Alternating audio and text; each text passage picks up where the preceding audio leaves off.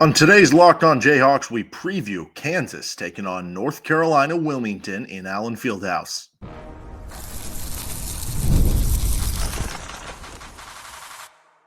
You are Locked On Jayhawks, your daily podcast on the Kansas Jayhawks. Part of the Locked On Podcast Network, your team every day. What's up, Derek Johnson here, and this is Locked On Jayhawks. Thank you for making it your first listen every day. Thank you to the everydayers catching each and every show. We are free and available anywhere you hear podcasts. You can also find us on YouTube, where you can like and subscribe to the show. On today's episode, we're going to be going over a preview for Kansas against UNC Wilmington in KU's fifth game of the season. We're going to get into the headlines, scouting report of UNCW, matchups of the game, players to watch, and plenty more on this edition of the show. It is brought to you by Game Time. Today's episode brought to you by Game Time. Download the Game Time app, create an account, and use code LOCKEDONCollege for $20 off your first purchase with Game Time. So Kansas takes on UNC Wilmington, a Tuesday night matchup. It's a 1 week matchup for KU this week with no game on the weekend. But that'll give them extra time to prepare for the next game with Duke, which will be a week away. So for Kansas, coming into this one, some of the headlines: Shakeel Moore returned in the last game, and he had a minute limit, which was set after the game, of 5 minutes in the game. So we didn't only see him for 4 minutes in the end of the first half. That would have been why. Are we going to see his minutes start to ramp up a little bit more? And if so, at cost of who? The other part of this is Bill Self said in the postgame, the other big headline for this one, this is what he said after the last game. He said that he's playing too many guys right now, and he needs to whittle it down. And so, is that going to be something where it's whittled down by the time we get to December? Is it going to be whittled down by the time we get to conference play? Or is he wanting to whittle it down for as soon as when they play Duke next Tuesday? Either way, each game becomes a puzzle piece, and figuring out the puzzle, what that rotation is going to be.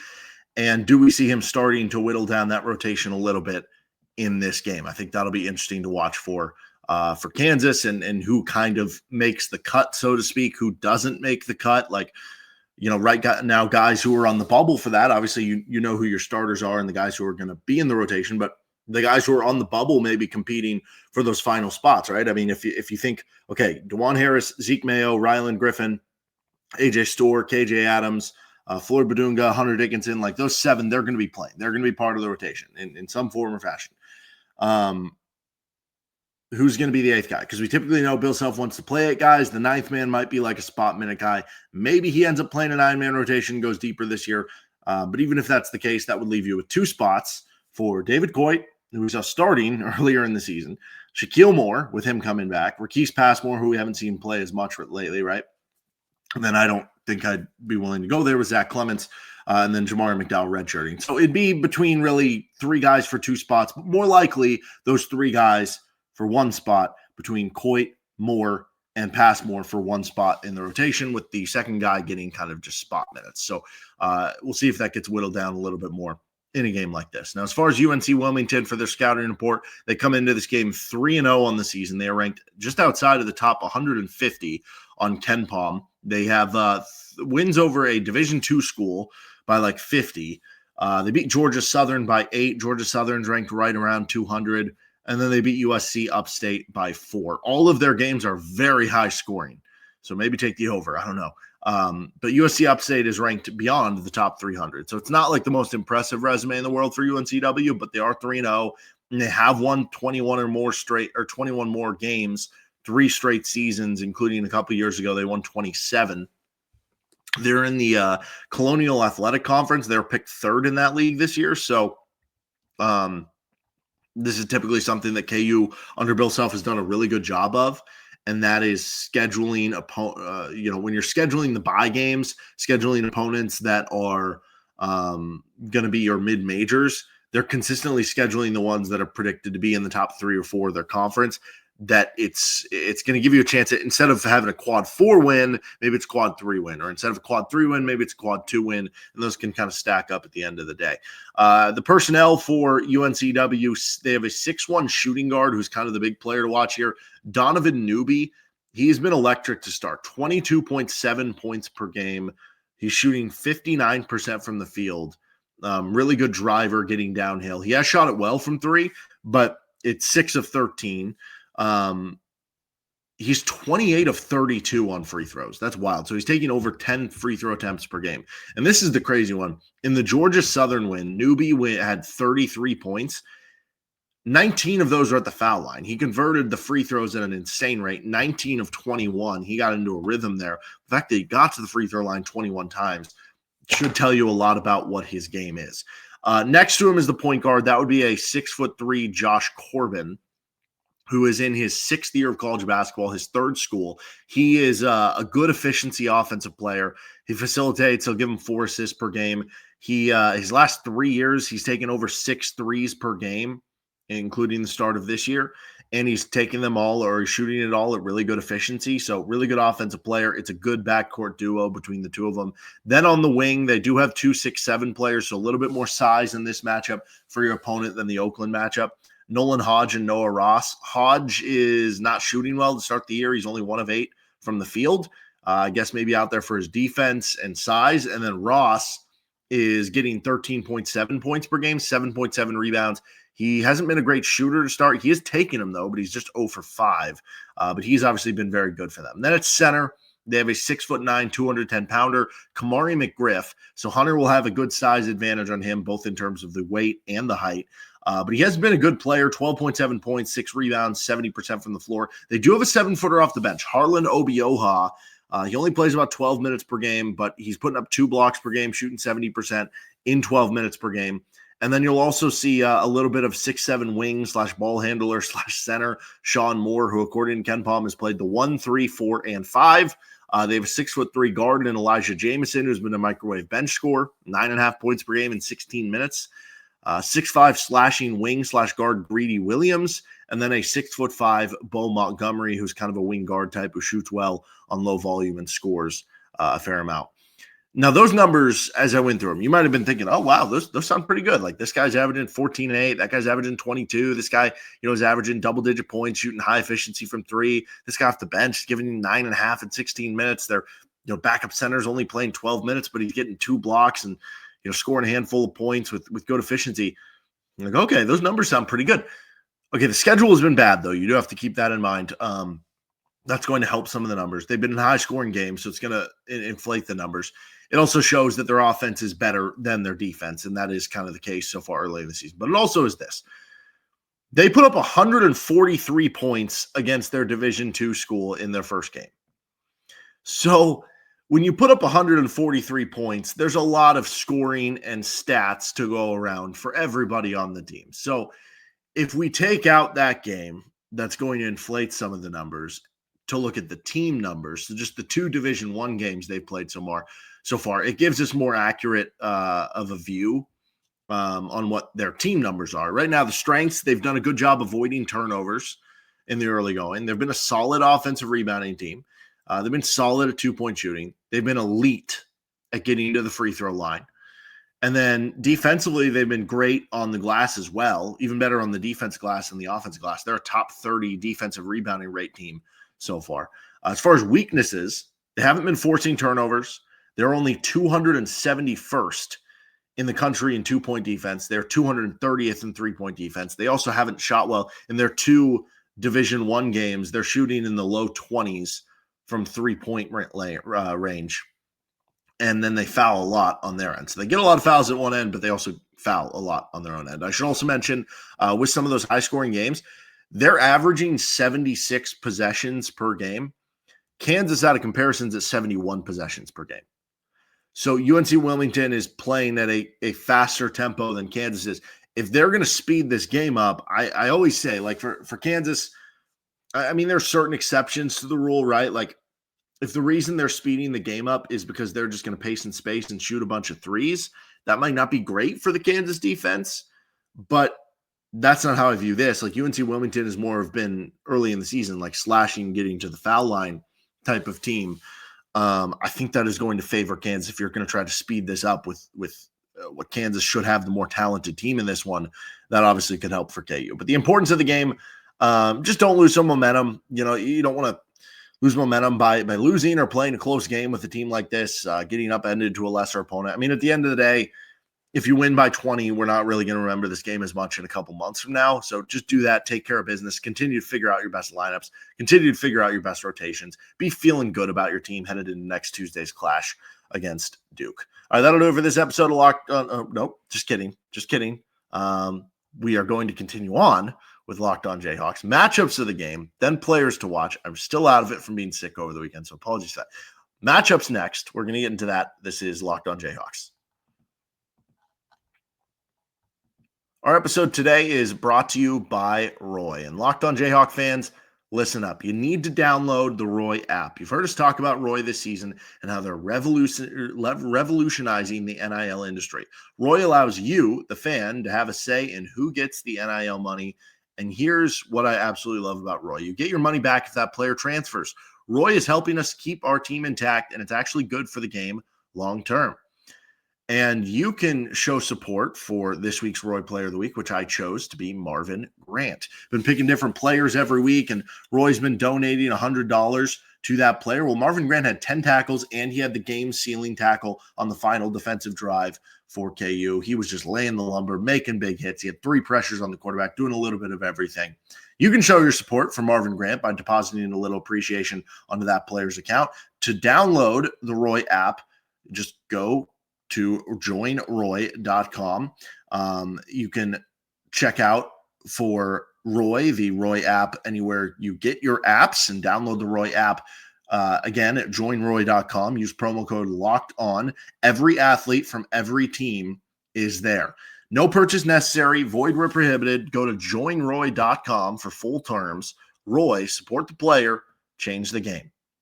This episode is also brought to you by Game Time, which has a new feature called Game Time Picks that makes getting tickets to see your favorite teams play live even easier. Game Time Picks filters out the fluff to show you only incredible deals on great seats, so you don't have to waste time searching through thousands of tickets.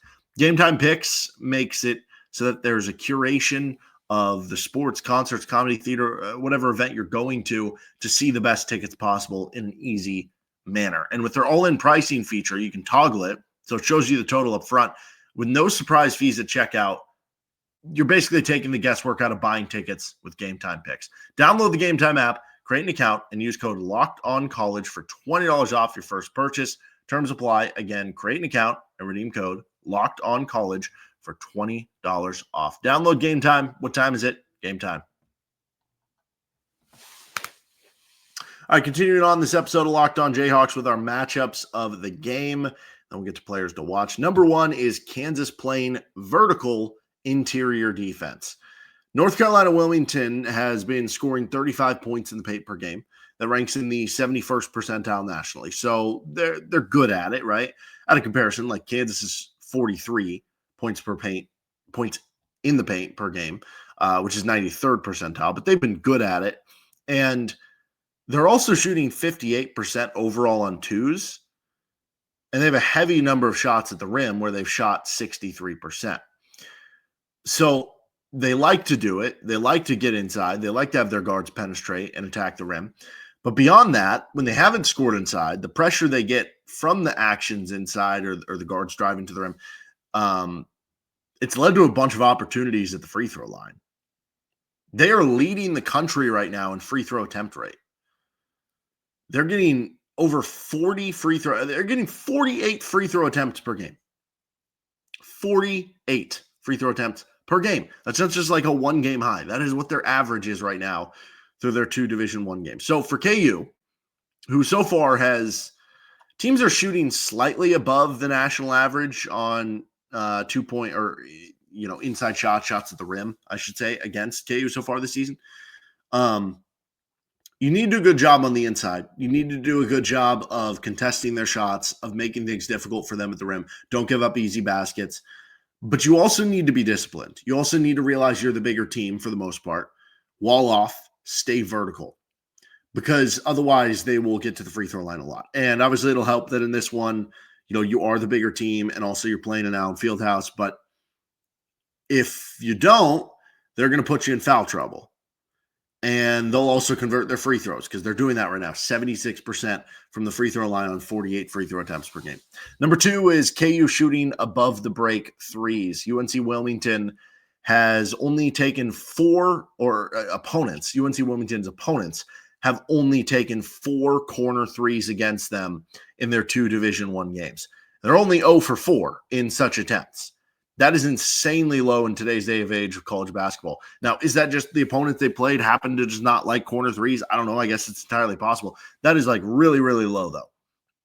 I don't know what type of defense they run, but clearly it seems like to me like they are emphasizing doing something to try to prevent corner threes from coming against them. And that's typically not a bad strategy. For the most part, corner threes are the ones that go in at a higher rate than the above the break threes. Now, it's a little different in college than like the NBA, where the corner threes are like, significantly closer than the above the break threes, but still corner threes tend to be an even higher percentage shot than the above the break threes. Teams have not shot them a bunch against UNC Wilmington.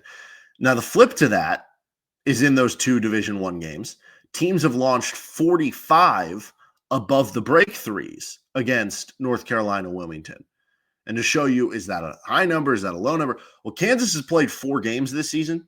They've taken 48 above the break threes. So teams are taking a lot of above the break threes. They're not getting many corner threes against this team. And then add to it, the teams have shot 38% from 3 above the break on North Carolina Wilmington, which also tells me that because they're maybe emphasizing stopping corner threes, it's leading to more open threes from above the break, and teams are capitalizing. So for KU, what's interesting is that they've been really good. They've been scintillating shooting the ball from the corner this season. Kansas is shooting a dynamite 45% from 3 from the corner this year. But if the opponent, like North Carolina Wilmington, is taking those away, how do you counter? Can you make some threes from above the break? Well, Kansas is only shooting 31% on threes from above the break this season. You're going to get more tries in this one. You have to take advantage. I'd still imagine Kansas still going to get some corner threes more than the previous teams who have played them have, but you're probably going to have to shift a little bit there and how that works about and what ends up being open for you in this matchup. Player matchup for this one, we're going to go DeJuan Harris versus Donovan Newby. Now, Newby is technically their 2 guard, so there's a chance DeJuan Harris ends up being on their point guard in Josh Corbin, and that you have Zeke Mayo or whatever on Donovan Newby. But Newby is actually shorter of the 2 at 6'1", and he's their most dynamic scorer. He's averaging almost 23 points per game. So I think it makes sense for KU to put DeJuan Harris on him, and I'd imagine he will be, at least for some possessions. So can DeJuan take him out of his game? Can he frustrate him? Can he force turnovers? Can he stay in front of him to prevent him from driving, because that's where he would become dangerous and get to the free throw line? Can he do all those things? Can he keep him to 15 points or below for the game instead of his almost average of 23 points per game? And then on the offensive end of the court, can DeJuan help facilitate the offense? When you look at above the break threes as well, like DeJuan typically takes those wing threes that are just above the break. Like that would certainly count into that. And I think the recipe, whenever you look at a team coming into Allen Fieldhouse as a school like UNC Wilmington, when I look at the recipe for that, I almost look at like, can you have some guards come in and get hot from 3 and make some very difficult shots, right? And if you're DeJuan Harris, if you can have an A game defensively and win this matchup, it takes away one of the more, better avenues for UNC Wilmington putting the scare into KU. Let's finish up with our Hawks to soar on the offensive and defensive end. This is Locked On Jayhawks. This episode today is brought to you by Mint Mobile. If you're interested in getting started with Mint Mobile, go to mintmobile.com/lockedoncollege. There you'll see that right now, all 3-month plans are only $15 a month, including the unlimited plan. All plans come with high-speed data and unlimited talk and text delivered on the nation's largest 5G network. You can use your own phone with any Mint Mobile plan and bring your phone number along with all your existing contacts. Find out how easy it is to switch to Mint Mobile and get 3 months of premium wireless service for just $15 a month. To get this new customer offer and your new 3-month premium wireless plan for just $15 a month, go to mintmobile.com/lockedoncollege. That is mintmobile.com/lockedoncollege.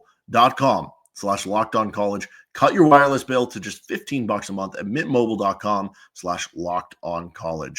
$45 upfront payment required, equivalent to $15 a month. New customers on first 3-month plan only. Speed slower above 40 gigabytes on unlimited plan. The additional taxes, fees, and restrictions apply. See Mint Mobile for more details. All right, continuing on this episode of Locked On Jayhawks with our Hawks to soar. As of right now on recording, there's no player props out, but this could give you an idea what to do over at FanDuel if you're looking to add a little action into the game. So our players to watch, Hawks to soar on the offensive end, I'm going to go with Zeke Mayo. Zeke Mayo has obviously been one of KU's best scorers. Had kind of a down shooting game last game, and I guess you could say the last two with the Champions Classic as well. And I don't think good shooters and good scorers like Zeke Mayo stay down for long. So that's one reason. But the other reason, that whole blurb we did in our matchups of the game about corner threes versus above the break threes and how UNC Wilmington gives up tenfold from above the break. Guess who leads Kansas in field goal attempts on above the break threes? It's Zeke Mayo. He's averaging 4.8 3-point attempts per game from above the break. He hasn't shot them at a super high efficiency, only 26% from three on above the break threes this year. But last year at South Dakota State, it was his highest zone of attempted shots, and he shot them at 36%.